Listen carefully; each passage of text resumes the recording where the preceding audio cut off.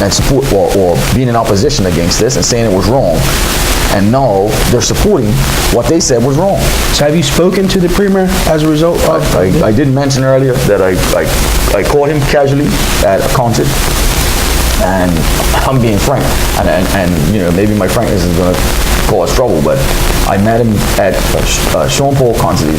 Sean Paul is a very good friend of mine, a schoolmate of mine, and he was actually shocked to see me because I didn't think he intended to see me, and I hadn't had any prior discussions with him, but you know, we talked. Sean actually said to him, look, you know, what are you doing about Mike type deal?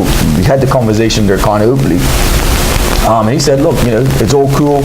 We're going to sort it out. But I noticed that there was a sense about him that, you know, that, to be honest with you, that he weren't being honest at the time, or he weren't within, you know, or to me, he just didn't seem confident in what he was saying. He didn't come openly and express it. It was almost like it had to be pulled out of him. So I left it at that, and I thought, okay, well, you know, he's a politician. So we had a brief discussion. He told me at that point that everything was good. Later on, when I found out that the government was continuing to pursue this matter in court, and they had made an application to actually stop the arbitration or discontinue the arbitration process, which means cancel it, which means I cannot go back to arbitration, and I'm not entitled to compensation through the arbitration process. I texted him and I asked him, you know, why is this the case? I've written Walton, why are we going in this direction? This is not the understanding that I have. And he texted me back and said that, you know, this matter is in front of the court. I sent him back a lengthy one to express my frustration and my disappointment. And he writes me back and says that this is the best thing for me. I mean, I can show you the WhatsApp communication. And he says, what's the best thing for him? that the court case continue and they void or they end the arbitration process. And I was baffled as, you know, what had transpired previously, what he had said previously publicly, and now he's going to support an application in court for them to terminate or kill the arbitration proceedings, which means I can't get my compensation, which is fair compensation, at the very least for the money I spent on this project, to now all of a sudden, like I said, 180 turnaround that it's okay for the government to continue on this litigation, and he's supportive of that. But that's contrary to a position that was affirmed by the previous administration, isn't it? Because I have in front of me a letter dated April 15, 2014, which is addressed from the then Senator, the Honorable Michael Fay, JP, to your then lawyer at the time, I believe, Mr. Jai Pachai, if I'm saying that correctly, or Jay Pachai, which essentially, in no uncertain terms, guarantees that the government undertakes to cover any legal fees incurred, architectural fees, and consultant fees.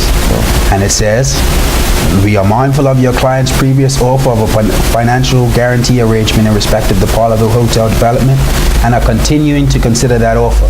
However, we would encourage your client to also consider making a monetary offer to settle over and above that, per the above, since it is the government's aim to avoid any arbitration process. And so this was the position of the previous administration. Essentially, the legislation that retroactively voided your lease also provided for an arbitration process, because you can't just go around taking people's property away. You're not supposed to be, you know, you're not supposed to be able to, but, you know, the legal channels in which one has to go through to recover this is unbelievable. I mean, I have here my expenses, which I've given to the government on maybe 3 or 4 occasions, of the amount of money that I've just spent getting this development under my belt, and then also defending the development as well as my own, because they've taken it away from me, haven't given me a red cent. So I've spent countless amount of money. That's what this letter says. Yeah. It says, given your client has experienced immediate losses as a result of the voiding of the waterfront agreements, as a show of good faith and to assist in mitigating your client's immediate losses, we are prepared to make an interim settlement payment reflective of your client's actual expenses to date. No, I'm not a legal mind by any standard, right? But I've always had an issue with this, because how I understand compulsory acquisition is the government takes your property. Let's say they want to strip a property for a sidewalk. They take a strip of your property and they say to you, Mr. Hill, we're willing to give you X of dollars, which is a square foot rate for property or acreage, to take X amount of property from you so that we can build a sidewalk. And they make you a monetary offer. You say, okay, I'll accept that. You can go ahead and build a sidewalk. I'll add a bedroom onto my house for my kids or whatever. And you take the money and you're good. Or your other option is to say, no, you can't take my property, or sorry, I'm not accepting that amount, because they can't take the property. I'm not accepting that amount. I want to go to arbitration or process in which this will be fair, because your offer, government, don't sound right to me. And I've never had an offer. I've never had an offer to settle this matter. They've made, in my opinion here, a commitment to pay from all my expenses. I've never had anybody write me a check. I've never had anybody offer in writing, although they've said it, that they will pay for the arbitration. I've had to spend out of my pocket more money than I have to try to recover something that the government taken away from me, and no one from the government has come to me and said, Mike, you know, here's a contribution to pay for things that they promised to pay for. I've just been And what that has resulted in is left you in an impecunious position in which you're now you're not in a position to take care of business, but let alone your personal affairs. And that's what has pulled me to the point now where the government feels as if they can terminate the arbitration, because essentially I can't finance the arbitration at the current pace. I mean, if I had some time to work and save some money or find another finance or whatever the case may be in time, then yes, maybe I can go back to arbitration. But they put a deadline on me to say, if I don't come up with X amount of money or I don't have X amount of dollars to facilitate this process, which is not a cheap one. I mean, I've shared with you the amount of money we're talking about, then my rights to gain compensation are terminated. Now, how is that fair? So basically what this process says to me is that a person that don't have means don't have the ability to gain justice. Well, I think for the wider community, and you know, Bermuda is going to be watching, and they're going to want to know personally, how is this relevant to me? And I think the concern there is that promises were made to you, both by the previous administration by way of an undertaking and a legal letter to your lawyer that you will be compensated. You now have the legitimate expectation that you're going to receive compensation for your actual losses to date at that time. The Progressive Labour Party was the opposition at that time. You met with various members, including the now Premier, the now Minister responsible for municipalities, Mr. Walton Brown, JP MP, and Mr. Brown approached you and asked for compensation in order to seek an agreement for you.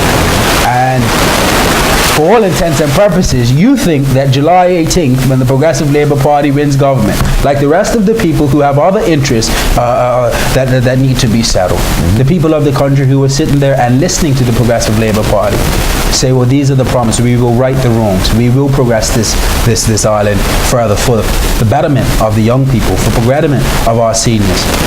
This is but one example of a promise made and a promise not kept. But worse than that, it is betrayal. It goes against the grain of any parliamentary procedure whereby a minister, now minister, in the backdrop of previously being in opposition, had made an undertaking to you, whether rightfully or wrongfully, I say wrongfully, that he would now be compensated to pursue some negotiations on your behalf. He should never be the minister. Now that he is the minister, he's conflicted, because if he goes ahead and pushes your matter through, which should be pushed through on merit alone, then he's placed his government in jeopardy. He's placed the people who have entrusted the Progressive Labour Party in jeopardy, because what he does is essentially, what is the perception? And it's not as if, you're saying that, it's not as if the Premier and also the Attorney General are not aware, because I put that in writing. Like, it's not something where I'm just going to come out now and say this because I feel like I'm being bad done by. I put this in writing and hand delivered copies of these letters, just like we're talking about now with respect to the Minister Walton Brown.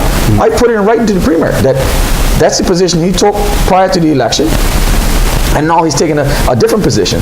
And I have not heard back from him, Walton Brown, the Minister Walton Brown. I have not heard back from the Premier or the Attorney General.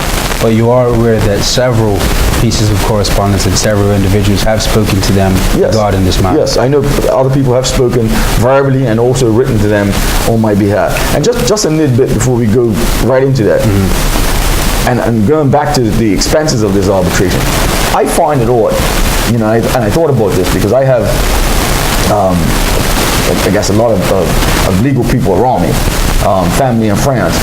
And I find it quite odd when I've asked them, how does a person who cannot afford a lawyer that's committed a crime have the government provides them legal representation, but yet I'm being stripped of property and I can't get legal representation from the government? I have to pay for it, and I haven't done anything wrong. I mean, and the government is seeking to say that you no longer have a claim because he's exhausted all of his expenses trying to defend himself from this property being revoked from it. Honestly, it baffles me because I'm saying that, if in fact there was something in this whole process where one could say, look, this procedure wasn't followed correct, or the agreements weren't legal, or this happened or that happened, and hence why we've taken this position. But none of that has ever been brought to the fore, brought to my attention, that I was engaged in something that weren't supposed to end up the way it ended up because somebody did or didn't do something right. Now, who's the lawyer representing the government with respect to this matter? Who was the lawyer during the time that the OVA were in power? Well, Alan Dunch, who again surprises me that the government still maintain a retainer with Alan Dunch, considering the sort of the conflicts that they've had, and Alan Dunch's position, which clearly differs from and we know sort of which man sails his ship, if you want to call it that. Well, let's call it for what it is. Mr. Dunch has historically been tied with the United Bermuda Party, specifically with the former leader, the Honourable Michael Dunkley, JP MP. They're known to be best friends and known to be affiliates. There's no secret there. So we'll call it for what it is. And I think the question there is why the Progressive Labour Party would maintain an alliance, I think is what you're saying, would maintain relations with a man who historically has been a weapon, if you will, for the establishment. And I'm going to call it for what it is. People are going to wonder why the Progressive Labour Party can champion, as is evidence in this Hansard, an opposition to such legislation, an opposition to a gaming commission involving Mr. Dunch. They can question, and now we've just seen last week one minister call for Mr. Dunch to resign on the basis is what's crucial here, is that he's made comments that are detrimental to the government's intentions. I remember reading it. And so you've got one minister who's calling for his resignation, who's invited him to resign lest he be fired. And it remains to be seen whether that is even legally possible. But it would appear that the government lacked the teeth in that regard. Perhaps they could do the same thing that was done to you. Go to Parliament, redo the legislation regarding the gaming position, and name a new chairman. But then it makes one wonder when you look at it and you say that one minister's calling for him to resign and one minister hasn't been taken. Now this firm and Paddy requests have made it evident that the firm MGM has benefited from the government's expenses with respect to this matter in the amount of millions of dollars. And let's if you want to call it for what it is, let's call it out again. I mean, Minister's Fate, former Minister Fate, his wife is a partner in the litigation team at Mallory Jones and Martin. And that's no secret. That's come out before. And the amount of... And if we do a deal, conflicts, or, this is lying in this cousin's pocket and all that kind of talk, but when it's done on their side, then it's okay. It's business. And now we have an opportunity, I would say, the PLP have an opportunity to sort these things out, and they're taking this position as if it doesn't need to be sorted out and things can remain the same way they were. Well, why were you in opposition to these things and you're allowing them to continue now? Yeah. And it makes one really wonder why or who is in control, what decisions are preventing these things from happening. But where I'm concerned here is the fact that undertakings have been made to you. The Progressive Labour Party, my party, we all support the Progressive Labour Party, right? We've supported the Progressive Labour. I've championed the cause during the election, that we would right the wrongs of the past, that we would march forth to provide and pave the way for a better Bermuda, to create a better future for our young people. And it just concerns me